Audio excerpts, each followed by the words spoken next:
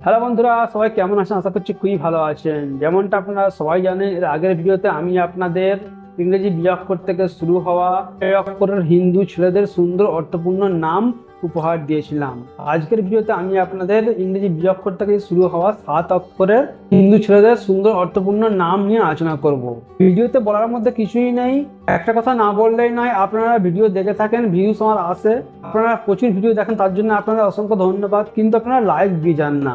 আপনার কাছে একান্ত অনুরোধ, আপনারা একটা করে লাইক দিয়ে যাবেন। একটা লাইক দিলে আপনার এমন কিছু যায় আসবে না। চলুন না দেরি না করে শুরু করা যাক আর দেখা হয়ে যাক বিঅক্ষর থেকে শুরু হওয়া 7 অক্ষরের হিন্দু ছেলেদের সুন্দর অর্থপূর্ণ নামগুলি। বিঅক্ষর থেকে শুরু হওয়া 7 অক্ষরের হিন্দু ছেলেদের নাম যদি কথা বলি, তাহলে 1 নম্বরে আসছে বলরাম। বলরাম নামের মানে হলো শ্রীকৃষ্ণের দাদা, অত্যন্ত বলবান। 2 নম্বরে আসছে বাসুদেব। বাসুদেব নামের মানে হলো ভগবান শ্রীকৃষ্ণ, বাসুদেবের পুত্র। 3 নম্বরে আসছে বাহাদুর। বাহাদুর নামের মানে হলো সাহসী বীর যোদ্ধা। 4 নম্বরে আসছে ভাস্কর। ভাস্কর নামের মানে হলো সূর্য, যিনি আলো দেন।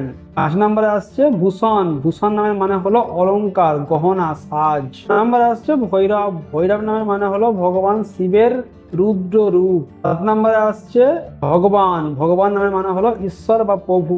8 নম্বরে আসছে ভবেশ। ভবেশ নামের মানে হলো ভাবের ঈশ, শিব। 9 নম্বরে আসছে ভাবেশ। ভাবেশ নামের মানে হলো অনুভূতির প্রভু, শিব।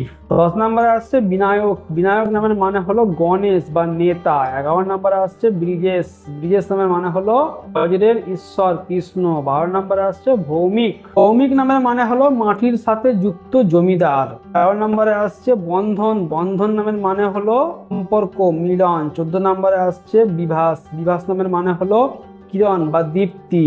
15 নম্বরে আসছে ভার্গব। ভার্গব নামের মানে হলো পরশুরাম, শুক্র গ্রহ। এই ছিল ইংরেজি বিঅক্ষর থেকে শুরু হওয়া 7 অক্ষরের হিন্দু ছেলেদের সুন্দর অর্থপূর্ণ নাম। এর মধ্যে কোন নামটা আপনার রয়েছে, কোন নামের অর্থ ব্যাখ্যাটা আপনি জেনে খুশি হলেন, আমাদের কমেন্ট করবেন। প্রত্যেকটা নামের কিন্তু একটা করে ব্যাখ্যা হয়। সব নামের ব্যাখ্যা বলতে গেলে ভিডিও প্রচুর লম্বা হয়ে যাবে, তাই ব্যাখ্যাগুলো আমি বললাম না। যদি আমার দেয়া আজকের এই নামগুলোর মধ্যে কি আমার দেয়া আজকে এই নামের বাইরেও যদি কোনো বিশেষ নামের ভিডিও আপনার পেতে ইচ্ছুক হন, অবশ্যই আমাদের কমেন্ট করবেন। আমরা আপনার জন্য শুধুমাত্র সেই নামের বিস্তারিত একটি অর্থ উৎস ব্যাখ্যা নিয়ে আলোচনা করবো।